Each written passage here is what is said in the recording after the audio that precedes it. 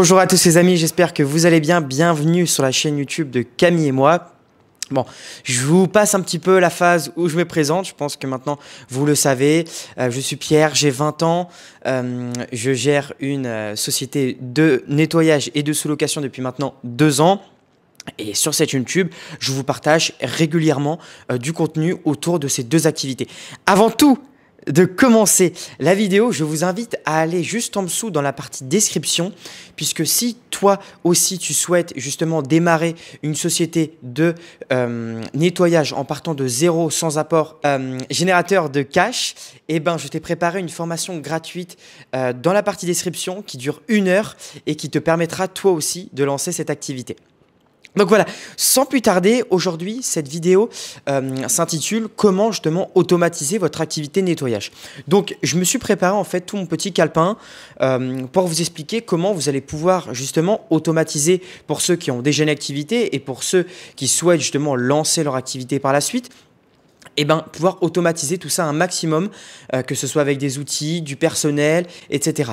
Donc, je me suis vraiment tout préparé, plein de petites parties. C'est pour ça que j'ai pris mon calepin pour vraiment rien oublier, des détails, combien ça va vous coûter, les différents outils que moi j'utilise.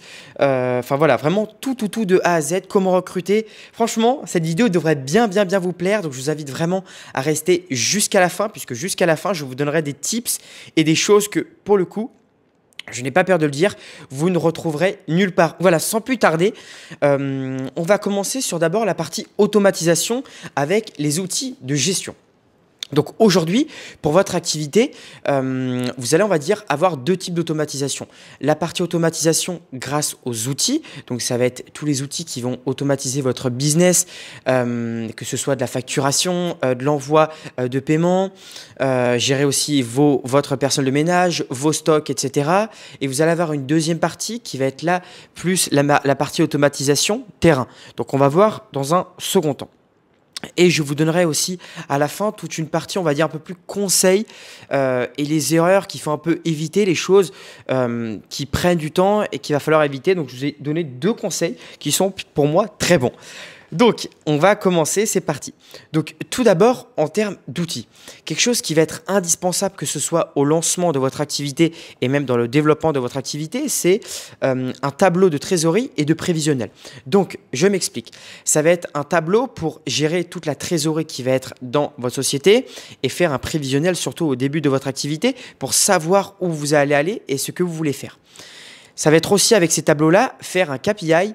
Et le KPI, en fait, que moi j'ai justement dans mes 2 activités, que ce soit en sous-location ou en nettoyage, qui permettent en fait de suivre l'avancée de votre activité, de votre business, de par exemple combien vous allez avoir généré, combien de prestations vous allez avoir faites, que ce soit les prestataires, etc.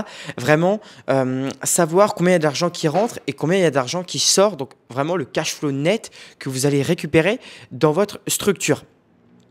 Quand je dis cash flow net, c'est en fait le cash flow, c'est ce qui reste lorsque vous avez enlevé toutes les charges ou toutes les choses, tout l'argent qui sort. Voilà, pour ça, ça va être très important dès le début d'avoir un tableau de trésorerie et un tableau de prévisionnel plus un KPI pour faire le suivi de votre activité tous les mois, hebdomadaire ou mensuel. Ensuite, vous le savez, je vous le dis tout le temps et ça va aller justement avec ce que je vais vous dire, c'est que moi j'aime bien traiter avec des professionnels. Donc que ce soit avec des conciergeries, des agences IMO, plein de sociétés justement dans ces cas-là qui ont eux besoin de contrats réguliers et d'une entreprise qui soit là régulièrement et qui puisse intervenir sur plusieurs mois. Et même du coup sur plusieurs années.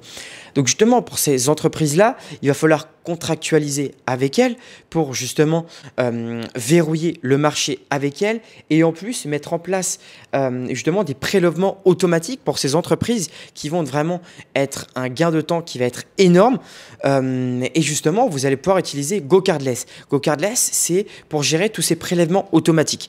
Ce qu'il faut bien vous dire, c'est que la partie automatisation de votre activité, ça va être un gain de temps, un gain d'énergie et un gain d'argent, puisque vous vous dites bien que tout le temps que vous n'allez pas avoir à passer sur toute cette partie-là, facturation, prélèvement, etc., ça va être du temps que vous allez pouvoir mettre ailleurs, par exemple sur recruter du personnel de ménage ou être aussi sur trouver justement de nouveaux contrats à signer. Donc ça, c'était pour la partie plus prélèvement automatique pour les entreprises. Ensuite, ça va être justement intégrer des logiciels de suivi pour ces prélèvements automatiques, pour savoir si tout est bien passé, pour savoir si tout est OK, avec justement des notifications et ne pas être perdu. Vous allez avoir un autre outil qui est la Guestuki. Donc Guestuki, les amis, c'est un ERP que nous avons développé nous en interne, enfin que mon père a développé en interne dans ces différentes activités et principalement sur les entreprises qui sont des prestations de services type location courte durée ou conciergerie. Et donc, en fait, cet ERP permet de gérer le personnel de ménage, les entrées, les sorties, les différentes missions effectuées, les stocks. Et donc, on est vraiment à fond là, justement pour une société de nettoyage, puisque nous, justement, on s'est dit que cet outil-là, on allait s'en servir pour nous et qui nous permet vraiment de gérer toute la partie quotidien qui prend beaucoup de temps à travers un seul outil.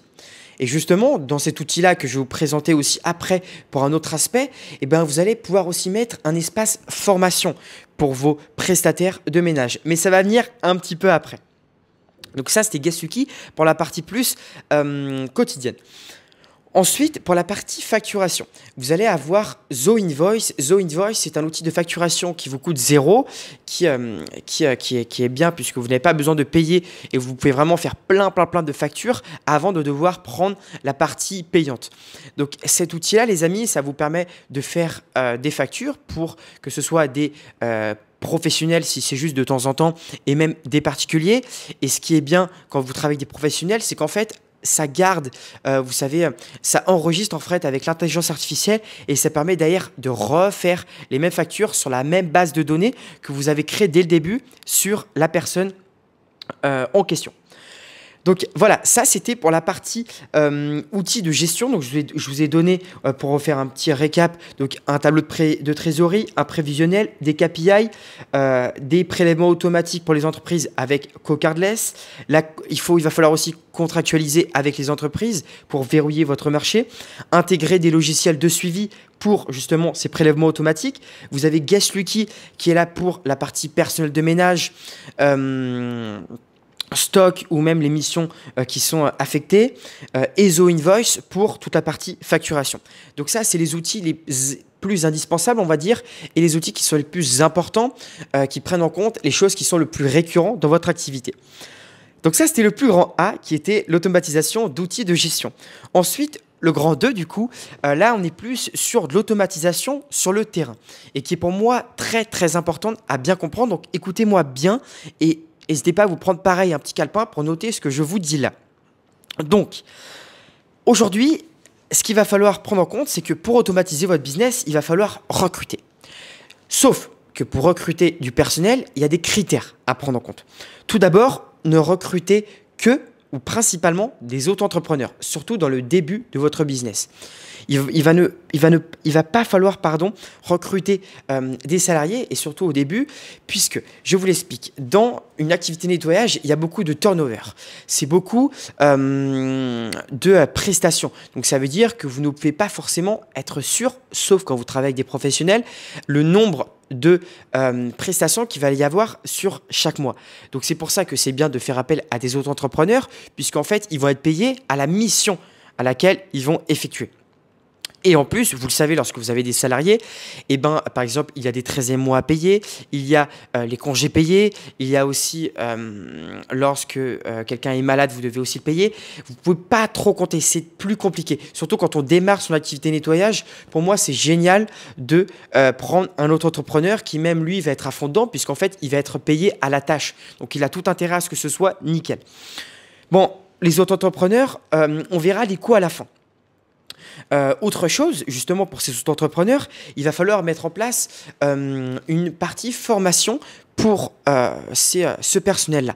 Donc justement, c'est ça qui est bien aussi dans Guest Wiki, comme je vous le disais tout à l'heure, c'est qu'en fait, à chaque fois, vos prestataires ont en fait une partie formation. Donc quand moi, je prends un nouvel auto-entrepreneur, eh ben, je vais avoir une partie formation sur Gasuki qui va le permettre de former. Et justement, moi, je peux savoir s'il a bien suivi toute la formation. Il a un questionnaire à la fin pour être sûr qu'il ait bien tout compris. Donc, que ce soit pour la partie formation sur les outils de gestion qu'il va utiliser au quotidien, mais aussi la partie terrain. Donc, c'est-à-dire bien faire son nettoyage de canapé, bien faire son nettoyage de tapis, etc. Donc, c'est très important d'avoir un espace de formation pour ce personnel de nettoyage. Puisque, comme je vous le disais, il y a beaucoup de turnover. Donc, ça va peut-être beaucoup changer. Donc, avoir un espace de plateforme qui est dédié et ne pas perdre de temps sur le reste, c'est juste top. Maintenant, il y a aussi une deuxième solution, c'est que vous pouvez aussi former ce personnel de nettoyage, ces nouveaux entrepreneurs, ces nouveaux entrants, avec les autres entrepreneurs que vous avez peut-être depuis 6, 1 an, 2 ans, 3 ans. Bien évidemment, moi c'est comme ça que je fonctionne maintenant. Ils ont un espace de formation qui est dédié et qui doivent regarder avant chaque prestation qu'ils vont effectuer. Mais ils ont aussi, lorsque je rentre un nouveau prestataire, et ben moi, par exemple, j'ai une salariée, ma salariée qui va aller les former, que ce soit sur ma sous-loc, sur mes entreprises de sous-location ou sur mon entreprise de nettoyage. Donc, c'est très important d'avoir cette petite partie-là. Ensuite, donc, comment on va recruter ce personnel de ménage? Je vous ai noté plusieurs outils qui sont pour moi les meilleurs pour recruter du personnel justement de ménage. Donc, vous avez Yujo qui permet une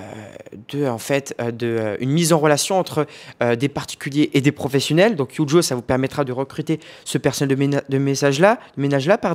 Vous avez aussi Indeed. Le Bon Coin pour les annonces qui fonctionne très bien. N'hésitez pas à booster votre annonce aussi. C'est un petit peu plus cher, mais pour le coup, c'est très bénéfique. Et vous avez aussi Facebook avec les groupes locaux.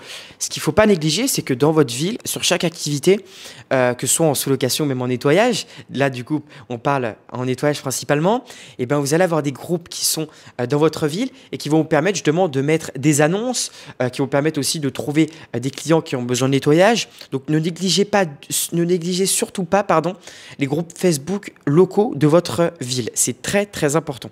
Qui vous permettent, comme je vous le disais, de trouver du personnel et même trouver aussi des prestations à effectuer. Donc maintenant, vous allez me dire, Pierre, c'est bien beau, mais combien ça coûte tout ça? Les premiers outils que je vous ai donnés sur la partie automatisation et gestion, eh ben, vous avez des mois d'essai. Donc, c'est ça qui est bien, c'est que vous pouvez tester les outils gratuitement au début, mais vous avez aussi, vous pouvez très bien, par exemple, je pense à ZoInvoice, si je ne dis pas de bêtises, c'est 1500 factures avant de prendre la période d'essai. Donc, vous avez largement le temps de pouvoir faire de la facturation sur ça. Vous avez largement le temps de profiter de cet essai gratuit. Sur tous les outils, de toute façon, vous avez régulièrement des essais gratuits qui vous permettent de tester ça. Et en plus, pareil, un nombre de missions à effectuer avant de payer l'abonnement. Ensuite, pour la partie plus automatisation terrain, par exemple, le coût des auto-entrepreneurs, aujourd'hui, on va être sur entre 25 et 30 euros de l'heure pour le personnel de ménage. Vous allez me dire, c'est beaucoup? Oui et non, puisque dedans, tout est compté. Sachant que, imaginons, demain, je vous prends un exemple concret, vous allez sur un nettoyage de canapé, par exemple, allez, là, je suis sur un 2 places. 2 places, là, on est sur du cuir, mais s'il avait été en tissu, moi, je l'aurais facturé entre 100 et 120 euros, tout dépend du temps que ça va prendre. Cette prestation-là, elle va du coup prendre entre 1 heure et 1 heure et demie. Donc, ça veut dire que l'auto-entrepreneur, s'il est bon et qu'il n'y a pas trop de boulot, imaginons, il va vous faire une facture, allez, de 25, allez, on prend 30 euros maximum, ça veut dire que vous avez 70 euros qui rentrent dans votre poche. Bien évidemment que dedans, il va y avoir les produits, mais les produits, en étant transparents, ce n'est pas du tout ce qui vous coûte le plus cher. Au contraire, c'est un peu sur ça que l'on fait de la marge. Donc, ça veut dire que même en déléguant et que même si vous prenez, allez, 100 euros pour juste un canapé 2 places et que ça lui prend 1 heure et qu'il vous facture 30 euros, ça veut dire qu'il vous reste 70 euros. Donc voilà, bien évidemment, derrière, il va falloir prendre en compte certaines choses, les charges. Si par exemple, c'est une entreprise, il n'y a pas de pub, donc il n'y a pas de budget marketing à prendre. Et on va prendre, allez, 10 euros grand max. Vraiment, je vais vous montrer qu'il y a vraiment du chiffre à faire. 10 euros grand max pour le produit. Donc, ça veut dire qu'il vous reste 60 euros en n'ayant rien fait. Concrètement. Bon, bien évidemment, derrière, il va falloir amortir le matériel que vous avez acheté. Mais je ne rentre pas dans le détail là-dessus. Donc, c'est juste top ce qui vous reste en ayant automatisé et en gros en restant dans votre bureau ou dans votre canapé ou même en étant salarié et développant votre activité à côté. Donc, pour ces auto-entrepreneurs, il va y avoir pour moi 2 gros critères de sélection. Ça va être de la disponibilité et de la flexibilité. Pourquoi disponibilité? Puisque, comme je vous le disais encore une fois, je me répète, mais il y a beaucoup de turnover. C'est des prestations qui sont peut-être appelées un jour avant. Donc forcément, il va falloir que l'auto-entrepreneur soit disponible et vraiment des horaires flexibles. C'est très important. Vous allez me dire, oui, Pierre, est-ce qu'ils ont forcément besoin d'avoir des compétences dans le nettoyage? Non. Comme on le disait avant, oui, c'est mieux si vous avez des entrepreneurs, c'est génial, c'est top, mais ce n'est pas forcément nécessaire, puisque justement, vous allez avoir la petite partie formation qui va vous permettre vous-même de le former à cette activité. Et pour le coup, il est formé à bonne école, ça c'est sûr. Donc, voilà, on a fait le tour sur la partie automatisation justement des outils de gestion et l'automatisation sur le terrain.